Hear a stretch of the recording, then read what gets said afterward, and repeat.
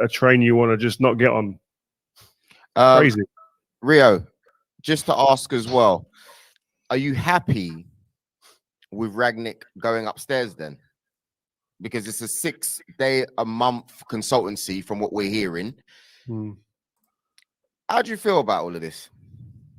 Yeah, I spoke about this the other day. I don't agree with the way that he's airing the dirty laundry in public while he's still in the hot seat, while he's still in there. It's nice for sometimes for a fan you want to get a bit of insight, but there's information that he's letting out. You're still in the job, man. Relax. Have some respect for the people around you, and just like, you know what, make waves behind the scenes. Push and pull and jostle for positions and outcomes behind the scenes with people. And it makes me feel that, listen, I've said this for a couple of weeks now, that he's saying a lot of stuff to almost like distance himself from responsibility. And he has to accept some responsibility that the team's got worse since he's been in there. Big words there from Rio Ferdinand. Of course, check out the full video, link in the description below. I kind of sat on this for a couple of days in terms of talking to you on the terrace about this. And look, I'm a big fan of Rio Ferdinand as a player. You know, things that he's gone through in his personal life as of late, some of the documentaries he's made, phenomenal. Nothing but respect. But because I have respect for him as a man, I'm going to speak candidly about this for what it's worth. Not that Rio Ferdinand gives one fucking shit about what I think, but I've got to say it anyway. This for me is I understand where he's coming from first and foremost, but it feels like he's doing the Glazers' bidding. I don't think that's the angle he's coming from, but that's how it sounds and it reads to me. I understand not wanting to air dirty linen in public. It's something I've spoken about on many occasions. Now, I think that's fair if you're on a 3 or 4 year contract and you've got to try and make the best of this Glazer situation. I think that's fair if it's a manager and a player. Everything else is quite good at the club, but there's a falling out between the two of you. Those situations, I believe, you handle behind closed doors. But I think Manchester United have got themselves into a position whereby players are refusing to play. Family members are saying things on social media. Agents are flirting with clubs. And this has been going on for 4, 5, 6, 7 years now. The Glazers continually saying no to things. Oh, we're not going to, there's no structure at the club. We're not going to buy anybody when it's needed. Ralph walks into an absolute shit show. And of course, he has to take an element of responsibility with teams that he's picking. Systems haven't worked. But we all know why. Let's boil this right down to it. Where I disagree with Rio is this. In my humble opinion, the reason that it's not working on the field of play is the players are not trying. The players are not giving their absolute all for the cause. They're not running through the brick walls needed. They are not trying to make Ralph Rangnick's tactics work. And the reason I believe they're doing that is because he's putting pressure on them, because he's trying to make them work harder. Now, what the easiest thing to do is for these players is to not work hard now. New manager comes in, up their game. So everybody says, you know what? It was Ralph. Ralph was the manager, was the issue. Oh, if we'd have appointed a better manager after Ollie, we wouldn't have had such a bad end to the season. For me, it's just smoke and mirrors. The Glazers need calling out. The players need calling out. All the problems at our club need to be laid bare. And the biggest reason as to why is this. Too often we get involved in, manager outs. Sell this player, buy this player, and that fixes us. This low-hanging fruit babble on social media has got to stop. And the big issues, really, in my opinion, need to be addressed. Ollie's going to Solskjaer at the end of his tenure. I thought it was the right time to get to move Ollie on. He'd done a good job up until that point, but I thought it wasn't a bad decision to move him on. Now, the problem was it was without a plan. And Rangnick comes in. But that's part of the issue there, Rio. It was without a plan. So they brought Ralph in without a plan. And I get that we're going to look at the manager in your eyes of not doing a good enough job. But because there was no plan, no structure, no foundation to prop up Ralph Rangnick, of course it was going to fail. The same as if there's no real plan behind Ten Hag, he will also fail. You worked for Sir Alex Ferguson, who is the GOAT. The greatest club manager, in my opinion, in the history of football. But he had a structure behind him.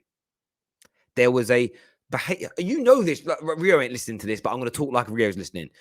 You know the standards that were at the club. what was expected of you, what you could and could not do, what would happen to you behind the scenes if you broke those rules. All of that's gone. These players don't care because they're not made to care by the owners. They get backed over the manager. This needs to be told to the fans because we need to get behind Ten Hag 100% and focus on the way the club is being run, in my opinion, as opposed to the players always getting away with it. And for all of the great work he's done at his previous clubs, a lot of that was done in terms of recruitment and bringing players in. He's been brought in to be a manager and manage this team and navigate them to Champions League football. He's fouled in that department, and that's undeniable. But then he's shifting blame all over the place. And that's the bit that really I find a little bit distasteful. And I understand why you want a manager to own up and say, I've got these things wrong as well. But no one ever expected Ralph to be, we all hoped Ralph would be someone that could improve us on a footballing level. The excitement was more about him going upstairs. And I believe that a lot of what he said, most Man United fans are very happy with what he said. The only individuals I think that are really kind of defending it or really sort of, not defending it, like getting at Ralph, are the people that want the manager in, manager out debate. They don't want to look beyond that. Someone said to me the other day, how can you blame the Glazers for the loss at Brighton? They weren't on the pitch. Again, this basic level analysis of Man United's problems is laughable now. The reason that I'm not angry with Ralph about how he's managed, let's just say he's the 5th manager since Fergie. They've all failed. You have to go beyond blaming that individual. Rio runs a brilliant YouTube channel here. He obviously has people helping him run it. Joel, who's one of the best in the business. But if Joel was doing a terrible job and the channel was going backwards, and then Rio hired James Smith, made-up person, and he made it go backwards, and then he hired Jane Smith, and it went backwards, and then he hired Marvin Smith, and it went backwards again, and then he hired an interim guy to come in, Javern Smith, and it went backwards again. There comes a point where you've got to stop blaming the content managers, the producers of the shows, and go, Rio, your recruitment is what's killing your business. And that's what's happened at Man United, and it needs to be called out in that way. Interestingly, what I found crazy, one of the things that was also put out by Rio is that Rio has urged Man United to ban Rangnick from press conferences. He's being transparent and letting us fans know what's going on inside the club, and it's a problem. I kind of agree here with what the United faithfuls are saying. I think you're playing into the Glazers' hands very, very much indeed. It says, whilst Man United fans are fighting to expose and kick the Glazers out, Rio Ferdinand is literally saying Ralph Rangnick should cover them up. I think the Glazers have been protected for far too long. I think the Glazers have been given essentially a free rein at Manchester United now for far too long. And I for one, certainly want to see that stop. So I have to disagree with Rio on this one. I think he's absolutely, for the first time really, since Rio's been really active on socials, I think he's completely tone deaf on this situation. We need it to be called out. We need the players to realize you can't behave like this anymore. You know, there's this, keep it behind closed doors for a certain amount of time. You don't also, what he's doing it the right way as well, Rio. He isn't slagging people off.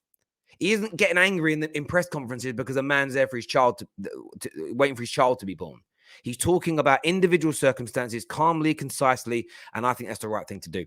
Now, people, there's a QR code here. Come follow me across my social media platforms. Give that a scan or click on all the links in our description below, Twitter, Instagram, and all that jazz. Make sure you are doing it. Now, what's been trending the last few hours as well is Jim Ratcliffe, Manchester United fan billionaire that put a very late bid in to try and buy Chelsea Football Club. James Stretford here, someone very credible in the sense of he doesn't claim to be a journalist, but he's very well connected at Manchester United, and put out a tweet saying that I rarely tweet about inside information, but keep a close eye on Jim Ratcliffe and Manchester United. Now, he goes on to say in a sort of thread after this, don't think about it being something that's going to happen imminently, but keep your eyes out for it. We know that a lot of the Glazer family have been converting their Class B shares to Class A. Class B shares have the voting right. Class A doesn't. There's a lot of sort of whispers and talk about the Glazers potentially selling. Now, this would be, for United fans, one of the greatest days in recent modern day. In fact, probably one of the greatest days since the treble for Manchester United fans, because we know how far this football club, the football club has been taken back by the Glazers. Now, interestingly, I want to play for you part of the interview that Ratcliffe gave the BBC when he was talking about his bid for Chelsea, and he was questioned as to why, as a Man United fan, is he not trying to buy them? You feel fully committed to that. But you're a Manchester United fan, are you not? You know, I have a split allegiance, effectively, really. When I was in London for many, many years, Chelsea I could go and watch. It was quite difficult to go and watch United. Some would argue you should be trying to buy the club that you grew up supporting. Yes, I mean, I can understand that, but Manchester United is not for sale. When he first said that, a lot of people didn't think too much into it. I thought, yeah, stating a fact, not for sale. So he wants to own a football club.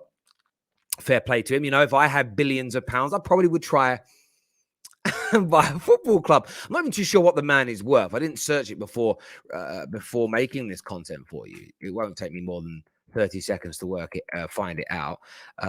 Jim Ratcliffe, 15. Wow. His UK net worth 21 billion. Yeah, if I had 21 billion, if I had 21 billion pounds, I would definitely be buying a football club. As a football fan, it's something I would love to do.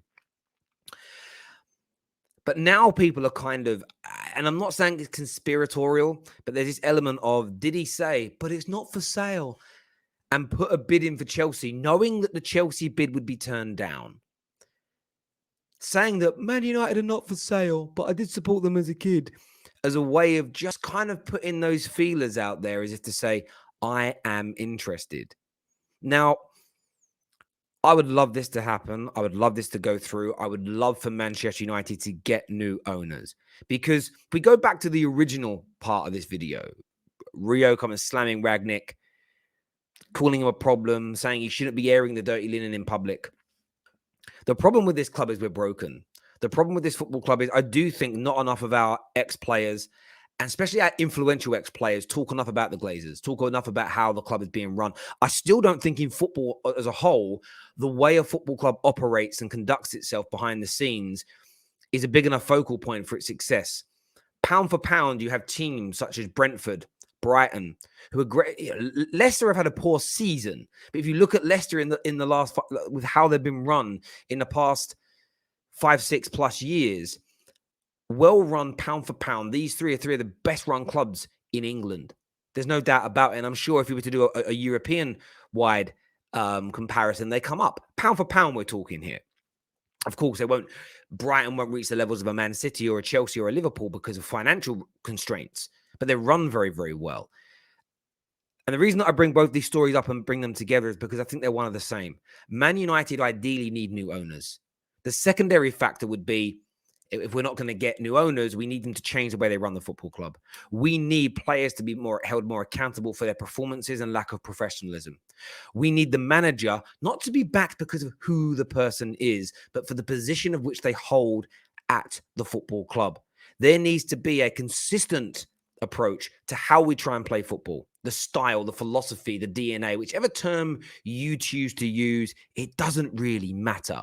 But that's where the consistency needs to come in. When Man United get that bit right, when Man United get that element correct, whether it's under someone like Jim Ratcliffe or the Glazers do restructure things like they're kind of telling us they're trying to do now, that's the only time Man United can become more successful. And when you're 5 managers in, over £2 billion in wages and transfer fees in, when you've got leaky stadiums, out-of-date training facilities from 2005. By the way, nearly 20 years, out of date now. When you've got players flirting with other football clubs for weeks, months, years on end. When you've got we leak things to the media. We leak like a broken fridge. Until these things are all fixed, I have to disagree with Rio. It's about time these things were called out and people attempted to put a stop to them, because they're killing one of the greatest sporting dynasties ever. Point blank, period.